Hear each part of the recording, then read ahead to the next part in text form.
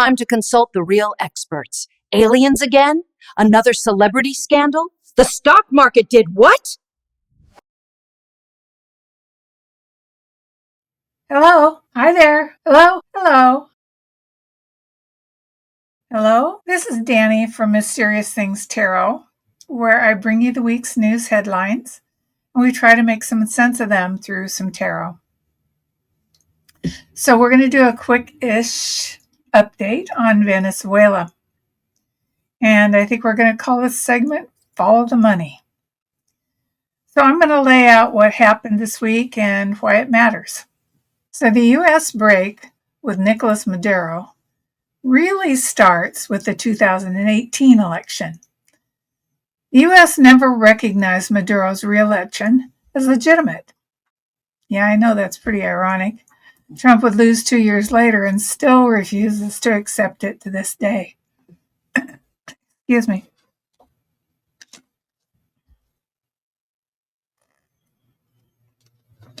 I recorded this whole thing a few minutes ago and then realized I hadn't pushed the record button. Okay, so in 2019, Trump called Maduro's victory fraudulent, put on oil and banking sanctions, and formally recognized the opposition leader, Juan Guaido, as Venezuela's interim president. The Treasury froze assets, they banned U.S. companies from buying Venezuelan crude, and they blocked access to billions in reserves held overseas. Well, that spring, Trump backed Guaido. I know I'm butchering his name, so I'm sorry. Guaido's military uprising, which failed. And when it collapsed, Trump and his officials, they blamed Cuba and they blamed Russia for propping up Maduro. And they began to use regime change language. So just before leaving office in 2020, Trump deepened the sanctions, and in March of 2020, the State Department put bounties on Maduro and several ministers for alleged narco-trafficking, and they labeled the government as a narco-terrorist enterprise. And then Biden took over. If you hear funny noises over there, it's my dog playing. So his administration eased a few sanctions, but when Trump returned to power this year, he reinstated all those, and he called it a maximum pressure posture. And he folded Venezuela policy into his domestic anti-cartel campaign and redesignated Nicaragua and Venezuelan military intelligence as terrorist organizations. That linkage, Maduro equals cartels equals terrorists, is now framing the administration uses to justify extrajudicial strikes without a formal declaration of war. Officially, U.S. forces are targeting transnational criminal groups. But operational maps and flight paths place the activity squarely off the Venezuela's coast, and Venezuela doesn't even produce the drugs the administration claims to be the justification for the attacks. So the move from sanctions and pressure to lethal strikes began early last month. The White House announced the first public strike in the Caribbean on September 1st. Sorry. The administration released video and statements claiming the vessel was a narco-smuggling boat tied to Nicaragua, and Trump publicly said that first strike killed 11 people. The strikes multiplied through September into October, and the pattern is strikes in international waters off South America and the Caribbean. By the time you read this, the U.S. has carried out about 10 strikes, the vast majority of them in the Caribbean, but 2 in the Pacific, and a total death toll of around 40 to 43 people. Now, this is kind of an important detail because some people went missing, but there were survivors. And what happened to them undercuts the administration's narco-terrorist framing. On October 18th, the U.S. returned 2 survivors to their home countries, one to Ecuador and one to Colombia, after the strikes. Colombia officials confirmed that they received a returned detainee, and Ecuador's prosecutor later said it found no evidence to detain the Ecuadorian survivor, and they released him. Families and local reporting in at least one other case say the men were fishermen. Relatives insist they weren't traffickers and were simply working at sea, not part of organized crime operations. Now, these local accounts and official decisions to release or decline prosecution complicate the narrative that every person killed or struck was an operational cartel member. And it raises serious concerns and questions about targeting, identification, and who's getting caught up in this campaign. On October 1st, Trump notified Congress of the ongoing operations and troop movements. We're going to necessarily ask for a declaration of war. I think we're just going to kill people that are bringing drugs into our country. And they framed the actions as part of a non-international armed conflict against Venezuelan-linked drug cartels such as Tren de Aragua. The administration characterized cartel members as unlawful combatants under the law of armed conflict. So despite that notice, Trump has repeatedly signaled that he doesn't intend to seek explicit congressional authorization for any further strikes, publicly saying he didn't really plan to necessarily ask for a declaration of war, and framing the effort as a lethal action against those bringing drugs into our country. Meanwhile, the U.S. has been quietly ramping up hardware and posture in the region over the last few weeks. Ships, troops, jets, Marines. Public reporting and Pentagon statements show a regional buildup, including about 10,000 U.S. troops operating around Puerto Rico and the Caribbean, 8 U.S. warships in the operating area, 10 F-35s.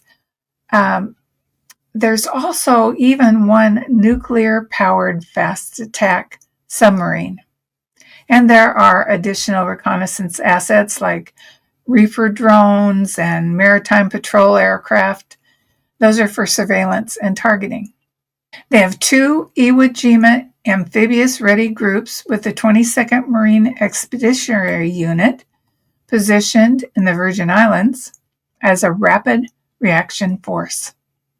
So they also have aircraft in the ARG, including Harriers, F-35Bs, MV-22 Ospreys, CH-53 heavy lift helicopters, ground and amphibious capabilities, including amphibious assault vehicles, and Marines ready to project force ashore. Now, together, these give the U.S. the ability to land forces on hostile or unprepared shores, seize or secure coastal objectives, provide sustained air and naval strike coverage, and maintain situational awareness and rapid response actions across the Caribbean. 2 weeks ago, long-range B-52s flew off Venezuela's coast as a show of force. And just a few days ago, B-1 Lancer bombers took off from the Air Force Base in Texas and flew through the Caribbean toward Venezuela's coast in what was called a training exercise. Today, it was announced that the Gerald R. Ford Carrier Strike Group and even more troops are being deployed toward the water around Central and South America. Trump is violating one of our most sacred American principles, innocent until proven guilty. Condoning extrajudicial killings of people who might be innocent fishermen is unacceptable. Okay, so why really? Power and money, as always. By crippling Maduro's revenue, freezing assets, and deploying a full military posture, the U.S. is opening space to shift who controls Venezuela's resources. In other words, follow the money. So let's talk about oil. Venezuela has the largest proven oil reserves in the world. Over 300 billion barrels, mostly heavy crude. Before the sanctions, they produced about 2 million barrels a day, and that generated billions of dollars. U.S. sanctions and blocked foreign sales cut Maduro's cash flow, and it left the regime cash-strapped and vulnerable to pressure. So restoring U.S.-friendly access to Venezuelan crude would instantly redirect billions of dollars back into international markets and into companies or states aligned with Trump's oil tycoons in D.C. They also have gold and minerals. So the Arco mineral region in southeastern Venezuela has massive gold. It has coltan and bauxite deposits too, and those are key for electronics, batteries, and aerospace. You wondered where Elon came into this, didn't you? So Venezuela reportedly produces hundreds of tons of gold annually, and it's often mined kind of murky contracts or illegally. So controlling this region or ensuring a regime favorable to the U.S. would secure a direct line to these high-value minerals. Lithium demand is exploding for EV batteries and renewable tech, and Venezuela's untapped lithium deposits in Bolivar State can make the country a key player in global supply chains. So whoever controls the government can negotiate foreign contracts, partnerships, and exclusive mining rights. Freezing Maduro's oil revenue and blocking international contracts and labeling military intel units as terrorists are all financial levers that Trump is pulling. That limits the government's ability to pay security forces, support allies, and stay in control, making Venezuela more politically unstable. Sending in more military forces increases that pressure and signals to everyone inside Venezuela and abroad that change could be coming, and the U.S. is ready to back it up. So Venezuela is also strategically positioned between the Caribbean and northern South America. So having U.S. carriers, F-35s, and Marines there lets the U.S. act quickly if they need to. And it blocks rivals like Russia and China and Iran from gaining influence in a region known for oil, shipping routes, and strategic power. Now, when you step back and connect the dots, sanctions, bounties, lethal strikes, troop buildups, carrier deployments, the objective becomes pretty clear. Pressure the regime, delegitimize Maduro, and open the door to reshaping who controls Venezuela's wealth and assets. Drugs are the excuse. They're not the reason. Resources and influence are the end game. So in short, this is what regime change looks like.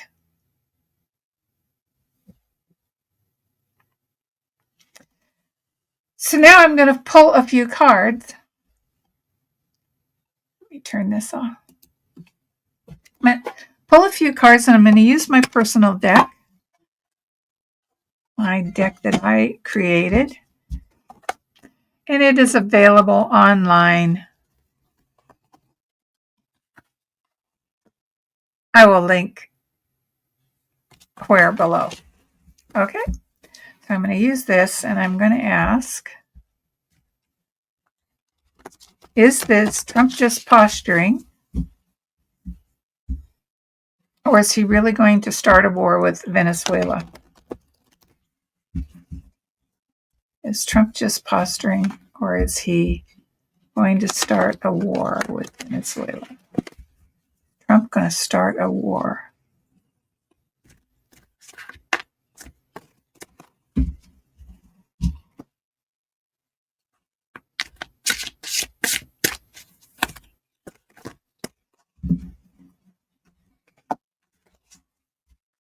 Okay, let's look at the card for the reading. Withdraw and reflect. Well, we'll see how that comes out here as I pull the rest of the cards.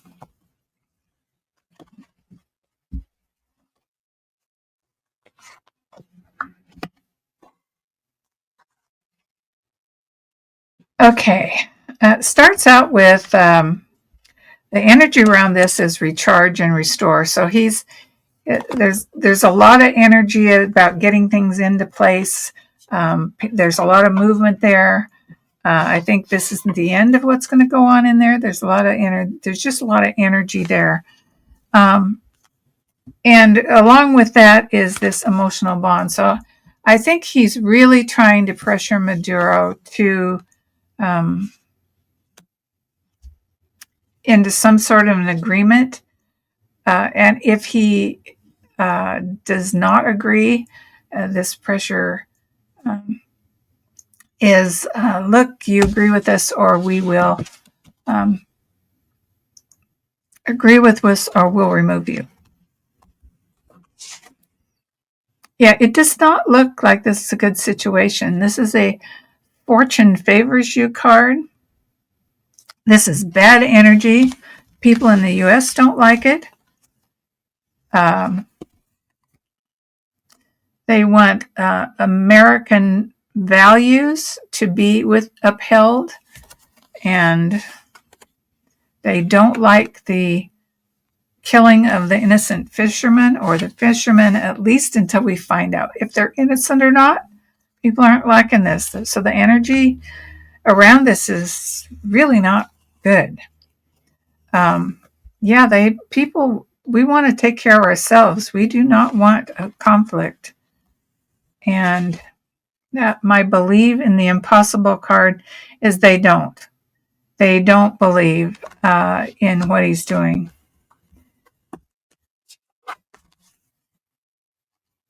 In the outcome position, I have journey and discovery. It's like he's going to find out how unpopular this is, whether he cares or not. But this is gentle progress, upside down. So that really is showing that he's moving on it anyway. He really doesn't care what we think. This is us. You see? The American people want justice. We want to take care of our domestic situations before we go out meddling in the world. This is his energy. The energy of moving fast, charging it up, and pressuring Maduro.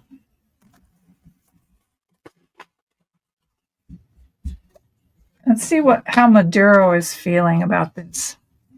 He's got to be. He's not oblivious to it. His people are being killed. His fishermen are being killed in boats. So, how is Maduro feeling? Now, I don't know anything about Maduro. Do you guys know? I just know he's the president down there, but I know he's always had a bunch of controversy around him, but I don't know what it is. I didn't do the research on him. I just felt that I had to do this on the deployment of the stuff that's going down there. Maduro, Maduro, Maduro.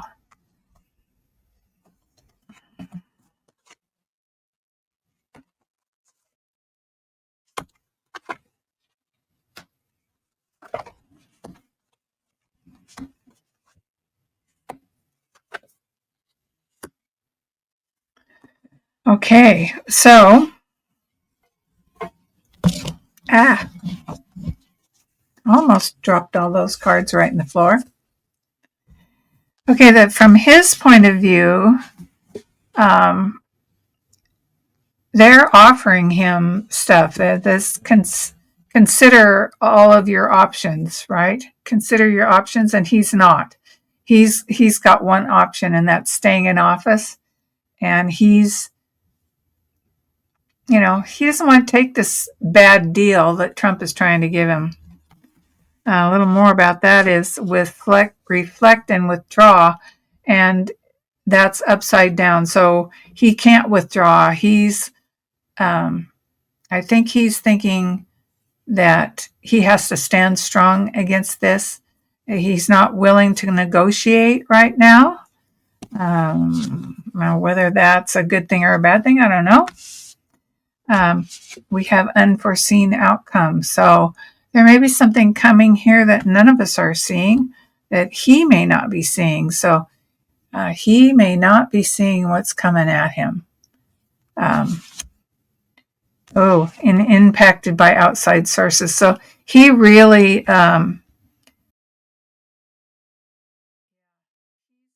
feeling in a tight spot.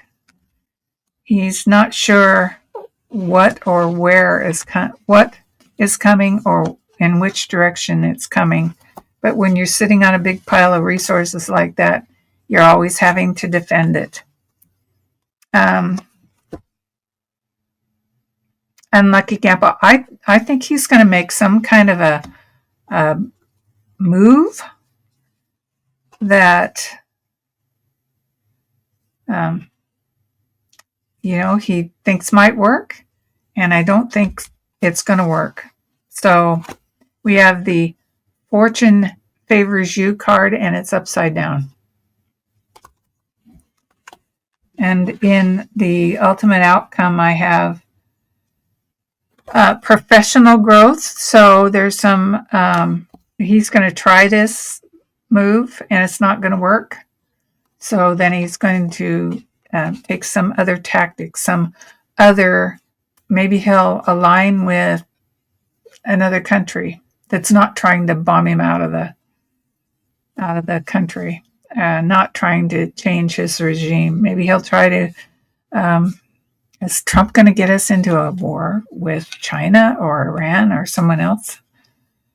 I think Maduro's in a hard spot because